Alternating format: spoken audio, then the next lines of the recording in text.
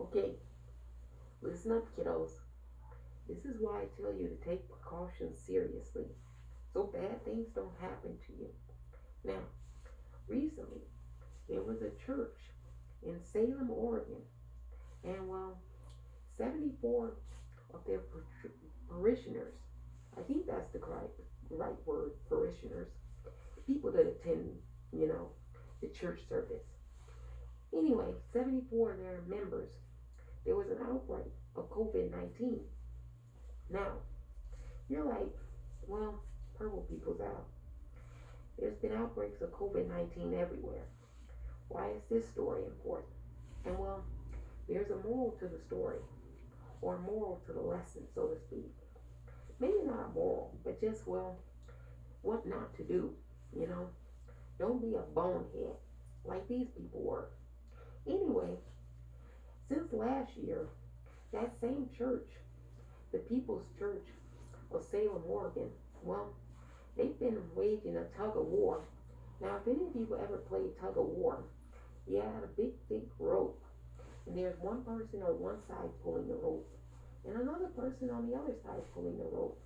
And you go, heave, and the other person goes, ho, and you're trying to pull the other person to where you can secure all the rope.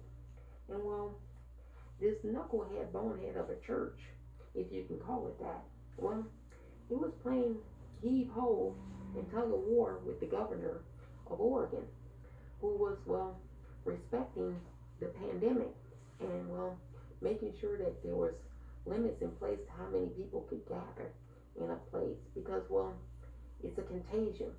And the more people that gather in close proximity, the more people contract the virus. That's how it works. Anyway, this church, they were against the COVID restrictions. They wanted to gather. So, they've been fighting the state and the governor tooth and nail. And recently they had a service where they think that 74 of their members now have COVID. And probably a lot more by now because it's a 2-week interval. You give it 2 weeks and more people develop symptoms, especially if you were in close contact. That's how it works. Anyway, the pastor of this church and his wife, they're in the hospital now with COVID. I don't know if they're out or not, but at time of reading the story, they were both in the hospital. And I send my tots and pears. Tots, like the tots that you eat and the pears that you eat. Sometimes people can't hear what I'm saying. Somebody would have said I send my thoughts and prayers. I don't send thoughts nor prayers for stupidity. No, if somebody tells you that there's smoke in a building and you run into the building, the smoke will make sure that you don't run out. COVID-19, it's a real thing. Please take the precautions seriously. Wear a mask when you're outside. Wash your hands when you come inside. And remain 6 feet away from most people. And maybe sometimes, in most cases, 12 to 36 feet away from people. Because a lot of people are lunatics. They've been eating beef. And now they've got nothing but beef for one another. They say if you stop eating beef, there would be no beefing. But, who wants to listen to that? They're mad that, the president wants to take away their hamburgers. Don't get mad at Joe Biden. Don't get mad at the president. I told you to stop eating meat. And I told you, it's an animal bronchitis.